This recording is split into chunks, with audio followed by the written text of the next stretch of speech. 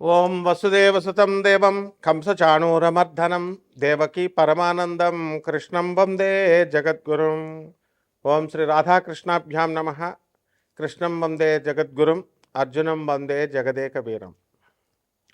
మనకి ఆ గురుగ్రహం అందరూ కూడా ఏమని చెప్తారంటే, గురుగ్రహం కనుక నీకు బాగున్నట్లయితే నీకు సంచుల కొద్దీ డబ్బులు వస్తాయి, లేకపోతే క్వింటాళ్ళ కొద్దీ బంగారం వస్తుందని చెబుతూ ఉంటారు.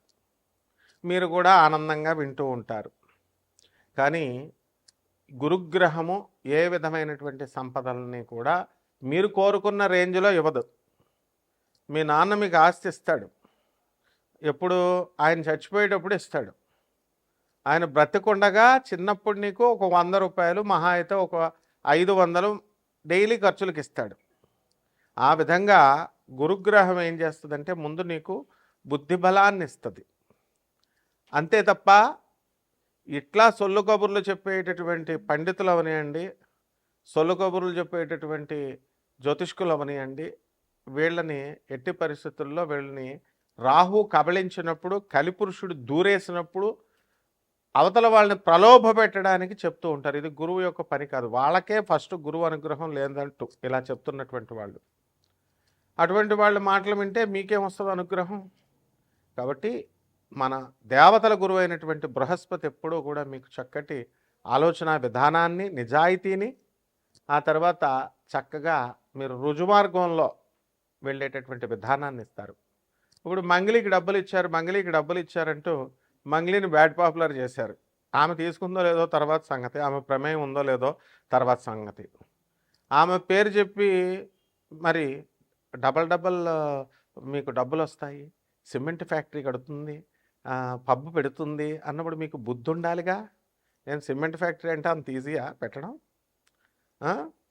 అందువలన భూపతి రాజు వెంకటపతి రాజు డాక్టర్ బివి రాజు గారు పెట్టారు రాశి సిమెంట్, విష్ణు సిమెంట్. విష్ణువర్ధన్ రాజు వాళ్ళ కొడుకు నడుపుతున్నాడు ఇప్పుడు భీమవరంలో. ఆయన ఎంత కష్టాలు పెడితే అది పెట్టారో నేను దగ్గరుండి ఆయన్ని చూశాను. డాక్టర్ బివి రాజు కాలేజెస్కి మేము వెళ్తూ ఉంటాం. అలాగే మా తాతయ్య గారు డాక్టర్ ముల్లపూడి హరిశ్చంద్ర ప్రసాద్ గారు ఆంధ్ర షుగర్ ఫ్యాక్టరీ పెట్టడం ఎంత కష్టం? అంత ఈజీనా? లైసెన్సులు రావడానికి ఢిల్లీ నుంచి కళ్ళంట నీళ్లు పెట్టుకొని, అరే నా బామ్మర్ది బోళబులరామే మాట విన్నాను, నేను విని అనవసరంగా ఈ ఇండస్ట్రీ రూట్లోకి దిగానేమో, నా పొలాలు నేను చూసుకోక అని ఆయన ఎంత ఇదయ్యారో మాకు తెలుసు. కాబట్టి మరి మీరంతా దురాశకి ఇస్తారు డబ్బులు. దీన్ని రాహు యొక్క ఎఫెక్ట్ అది. ఒక పనికిమాలిన జ్యోతిష్కుడు సంచుల కొద్దీ డబ్బులు వస్తాయి, సంచులు కట్ల కొద్దీ బంగారం వస్తుందంటే ఎలా నమ్ముతున్నారా మీరు?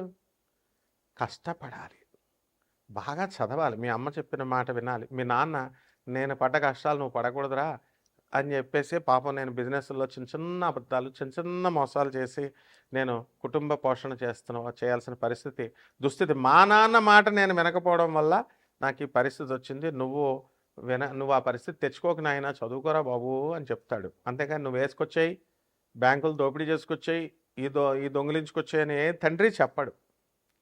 కాబట్టి ఇదంతా కూడా ఆ గురువు పక్కన రాహుగాళ్ళు ఇలాంటి వాళ్ళు ఉంటారన్నమాట. వాళ్ళే ఈ కపట జ్యోతిష్కులు, కపట గురువులు అన్నమాట. ఎవరైనా సరే స్వామి వివేకానంద అది ఫాలో అవుతారా? స్వామి వివేకానంద ఎప్పుడైనా ఇలా చెప్పాడా మీకు? రామకృష్ణ పరమహంస, స్వామి వివేకానంద, ప్రభాత్ రంజన్ సర్కార్, ఆ తర్వాత చక్కగా మన ఆదిశంకరాచార్యులు వారు, రామానుజాచార్యులు వారు, రమణ మహర్షులు వారు ఎప్పుడన్నా ఇలా చెప్పారా? మరి ఇప్పుడున్న స్వామీజీలు నా దగ్గరికి వచ్చేయి, పూజ చేసుకో, కోట్లు వచ్చేస్తాయి, గోశాల పెట్టా, నీకు మోక్షం డైరెక్ట్ ఇచ్చేస్తా, ఈ ప్రవచనకారులు ఇలా చెప్పేటటువంటి వాళ్ళు. లేకపోతే గోశాల అంటాడు ఒకడేమో గుళ్ళు కట్టానంటాడు, ఒకడు కాశీలో పెట్టానంటాడు. ఉన్న స్వామి వివేకానంద అనాథ శరణాలయాల్లో, ఈ యొక్క ఆర్ఫనేజెస్లో, ఓల్డేజ్ హోమ్లకు మీరు ఇవ్వచ్చు కదా. ఉన్న వాటికి ఇవ్వరు వీళ్ళు కొత్తగా పెడతారు వీళ్ళ బ్రాండ్తో, పనికి మాలిన వాళ్ళు. కాబట్టి స్వామి వివేకానంద ఇటువంటి జగద్గురువుల యొక్క ఆశీస్సులను తీసుకొస్తుందన్నమాట ఈ గురుగ్రహం. కాబట్టి మనకి కోటాను కోట్లు కావాలి, దురాశతో వెళ్ళేటటువంటి వాడు ఎప్పుడూ బాగుపడ్డు. రజనీకాంత్ ఏ సినిమాలో చెప్తాడు?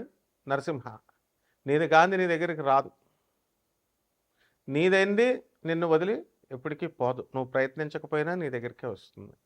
ఇది సిద్ధాంతం నరసింహ. కాబట్టి చక్కగా ఆ గురుగ్రహం మనకి 19వ తారీఖు ఏప్రిల్ నెలలో స్వక్షేత్రగతుడు అవుతున్నాడు శుక్రగ్రహం. అలాగే మనకి ఈ యొక్క గురుడు కర్కాటక రాశిలోకి 2 జూన్ తర్వాత రాబోతున్నాడు. 31 అక్టోబర్ 2026 వరకు కూడా మనకి ఈ యొక్క కర్కాటక రాశిలో ఉండడం జరుగుతుంది. ఆ తర్వాత సింహరాశిలోకి ప్రవేశం చేస్తాడు 31వ తేదీ అక్టోబర్ నెల 2026 సంవత్సరం నుంచి. అలాగే ఈ యొక్క బుధగ్రహాన్ని మనం చూసుకున్నప్పుడు మనకి బుధగ్రహము 30 ఏప్రిల్ 2026 సంవత్సరం తర్వాత ఈ యొక్క బుధుడు మేషరాశి ప్రవేశం చేస్తాడు. అలాగే ఈ యొక్క కుజగ్రహాన్ని కనుక మనం చూసుకున్నప్పుడు మనకి కుజుడు చక్కగా మే 11వ తేదీ 5వ నెలలో మనకి కుజుడు మేషరాశిలోకి ప్రవేశిస్తాడు. అంతవరకు మీనరాశిలో 2 ఏప్రిల్ నుంచి ఉన్నాడు 2026 సంవత్సరంలో. ఈ విధమైనటువంటి గ్రహ మార్పుల వలన, ముఖ్యంగా ఈ యొక్క గురుడు శుక్ర గ్రహాల మార్పుల వలన, అలాగే ఈ కుజ బుధ గ్రహాల మార్పుల వలన, ముఖ్యంగా ఈ గురుగ్రహ సంచారం వలన మన 12 రాశుల వారికి కూడా ఏ ఏ రిజల్ట్స్ని ఇస్తుంది ఒక్కొక్క రాశి వారిగా మనం చెప్పుకుందాం. ఇవన్నీ కూడా గోచార రీత్యా మనం చెప్పేటటువంటి ఫలితాలు కోటాను కోట్ల మందికి. మరి విడివిడిగా మీరు తెలుసుకోవాలనుకుంటే మీ వ్యక్తిగత జాతకాలు చూసినప్పుడు మాత్రమే తెలుస్తుంది. కాబట్టి ఎవరైతే సీరియస్గా ఉన్నటువంటి వాళ్ళు, సీరియస్గా డెవలప్ అవ్వాలనుకునేటటువంటి వాళ్ళు, అంతేగాని గ్రీడీగా కాదు. మంగ్లీ దగ్గరికి వెళ్ళి 5 లక్షలు వేసాం 10 లక్షలు అయిపోతాయి, 5 కోట్లు పెట్టాం, కోటి రూపాయలు పెట్టాం, తర్వాత బ్లేమ్ చేసుకుంటే ఒక్క రూపాయి కూడా రాదు వాళ్ళందరికీ కూడా. నేను చెప్తున్నాను, ఆ నవగ్రహాల సంచారం తెలిసిన వ్యక్తిగా. ఇప్పుడు కేసులు పెట్టారు, ఇవన్నీ చేసుకుంటున్నారు కదా, వాళ్ళు చూడండి, ఆ కేసులో ఒక్క బాధితుడికి కూడా ఒక్క రూపాయి కూడా రాదు. విజయ్ మాల్వియా కొన్ని వేల కోట్లు ఎత్తుకుపోయాడు, వచ్చినాయా? సుబ్రహ్మరెడ్డి గారు వే ఆఫ్ జరిగింది, కొన్ని కోట్ల అప్పు అయిపోతే చక్కగా తీసి అవతల పడేశారు. ప్రభుత్వ విధానాలు అలా ఉంటాయి, బ్యాంకు విధానాలు. అదే పేదవాడికి చేస్తే ఇండ్ల మీదకి వస్తారు, పడతారు. సో లీగల్ సెల్స్ ఉంటాయి. 200 దేశాల్లో ఆశ్రమాలు ఉన్నటువంటి ఆనంద మార్గ ఆశ్రమానికి ఇంటర్నేషనల్ కోఆర్డినేటర్ నేను. సిబిఐ కొల్యూడయ్యి కొంతమంది కపట ఆర్జీ శ్రీవాత్సవ ఐజీ కొల్యూడయ్యి కరప్ట్ అయ్యి ఆనాటి ఇందిరాగాంధీ 19 ఎమర్జెన్సీ సమయంలో మా గురువు గారిని సిబిఐ అరెస్ట్ చేసినప్పుడు అతను పాయిజన్ ఇచ్చారు, మామూలు మనిషి అనుకొని విషం తాగాడు, విషం ఇచ్చారు. బ్రతికిన తర్వాత బెత్తరపోయారు. బెత్తరపోయిన తర్వాత ఆయన సాక్షాత్తు శివసంభూతుడని తెలుసుకొని అదే ఐజీ శ్రీవాత్సవ ఆయన పాదాల మీద పడి క్షమాపణ అడిగి ఈ రోజున మాకు ఆనంద్ నగర్ జార్ఖండ్లో Singhbhum first landscape on the earth అని అక్కడ ఆయన సన్యాస దీక్ష తీసుకున్నాడు మా గురుగారి దగ్గర. ఇప్పుడు కూడా సర్వ్ చేసుకుంటున్నాడు. సో సింగభూమి జార్ఖండే first landscape on the earth geological survey of India geological evidences ఉండగా, అలాగే ఎన్జిఆర్ఐ ఇవన్నీ కూడా సెంట్రల్ గవర్నమెంట్ ఎవిడెన్సెస్ ఉండగా బుద్ధి లేదా ప్రవచనకారులకి? బుద్ధి లేదా మీకు అందరికీ చెప్పేటటువంటి వాళ్ళు యూట్యూబ్కి మైథలాజికల్ స్టోరీ లాగా చెప్తారు. ఏది ఈ యొక్క ఏమిటది కల్కి పుడతాడు, ఏమిటి ఆ ప్లేస్ ఏమిటి? కల్కి పుడతాడు శంబాలా నగరం. రిపీట్, కల్కి పుడతాడు, అది శంబాలా నగరం అని ఒక మైథలాజికల్ స్టోరీలాగా అదేదో ఎక్కడో ఉంటుంది, అది హిమాలయ పర్వతాల తర్వాత ఎక్కడో ఉంటుంది, మానవులు వెళ్ళలేరు. ఏంటి సొల్లు కబుర్లు చెప్పాను నేను. First landscape on the earth Singhbhum, refer చేసుకోండి గూగుల్లో. జార్ఖండ్ ఇండియా, అది భూభాగం అని చెప్పి జియోలాజికల్ ఎవిడెన్సెస్ చెప్తుంటే మళ్ళీ మీరు ఇది చేస్తున్నారు. ఏం do you want me to file the cases against all such YouTubers? ఎందుకు చరిత్రను మారుస్తున్నారు మీరు? అలాగే రాముడు అయోధ్యలోనే పుట్టాడు. మైథలాజికల్ స్టోరీ రామాయణం కావ్యం అని చెప్పడానికి మీకు ఎవరిచ్చారు అధికారం?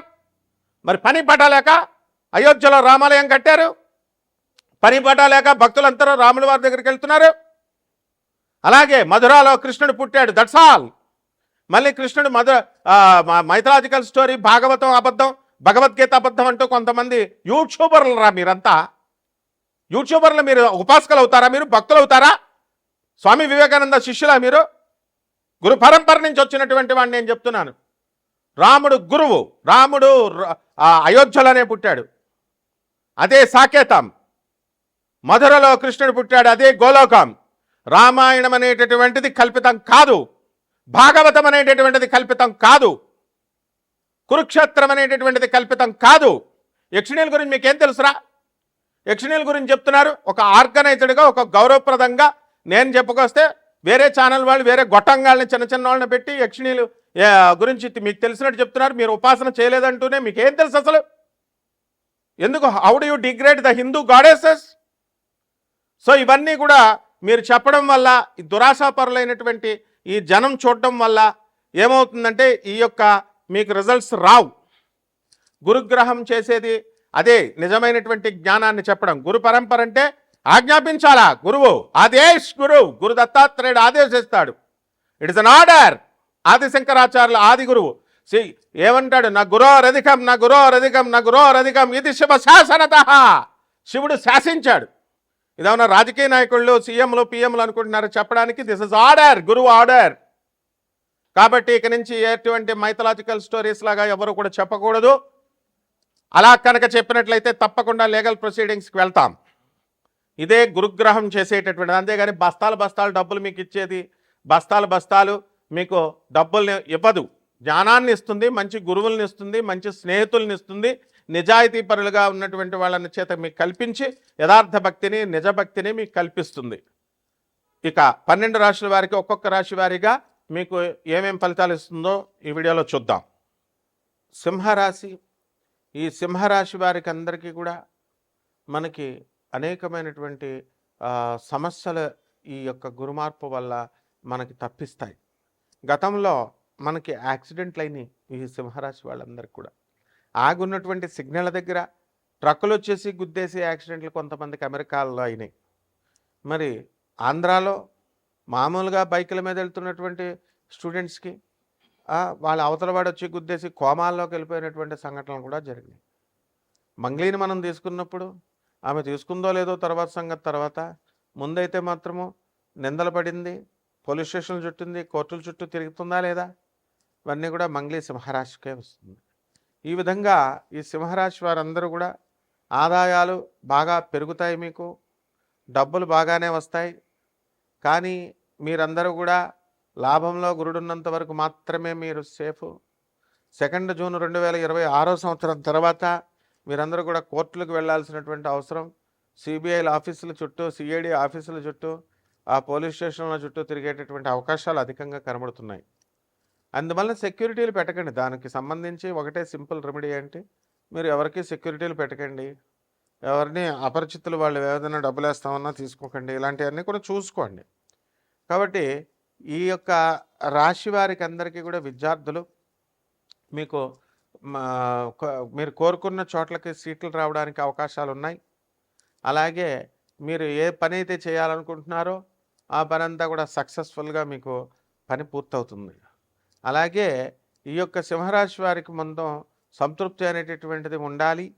మన జాతకాలు ఎలా జరుగుతున్నాయి అనేటటువంటిది తెలుసుకోవాలని ఉండడం తప్పు కాదు. కానీ ప్రతి పనికి మాలిన వాడు చెప్పేది మనం విందాము, ఏం చెప్తాడో అని ఆలోచన ధోరణి అనేటటువంటి తప్పు. శాస్త్రం తెలిసిన వాడే చెప్పాలి.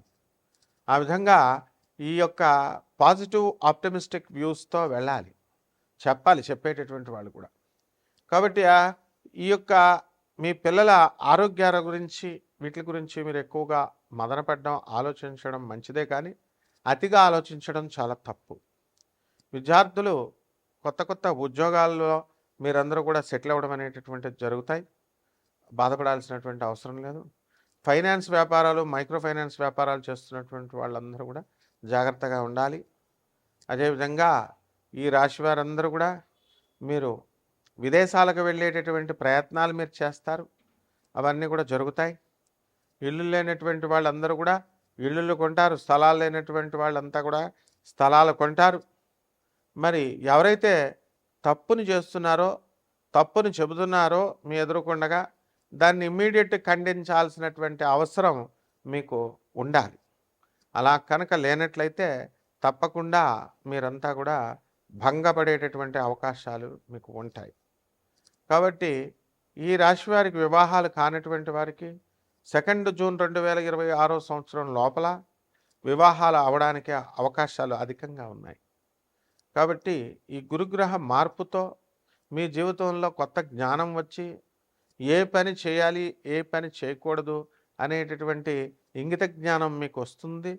ఆ జ్ఞానం వల్ల మనం అనవసరమైనటువంటి కొల్యూడు ఇతరులతో తప్పుడు వాళ్ళతో కొల్యూడు అవ్వకుండా, కరప్ట్ అవ్వకుండా మన ఉద్యోగాలు మనం కరెక్ట్‌గా చేసుకోగలుగుతాం. ప్రభుత్వ ఉద్యోగాలు చేస్తున్నటువంటి వాళ్ళందరికీ కూడా వాళ్ళకి రావాల్సినటువంటి టీఏలు, డిఏలు, అరియర్స్‌లు ఇవన్నీ కూడా సకాలంలో వచ్చేస్తాయి. పరిహారాల దగ్గరికి వచ్చేసరికి సింహరాశి వారికి సప్తమ రాహువు, అష్టమ శని, కుజ, బుధ గ్రహాల ప్రభావాల వలన చాలా ఇబ్బందులు కలిగేటటువంటి అవకాశాలు ఉన్నాయి. కాబట్టి బుధ జపం చేసుకోండి, బుధ స్తోత్రాలు చదవండి.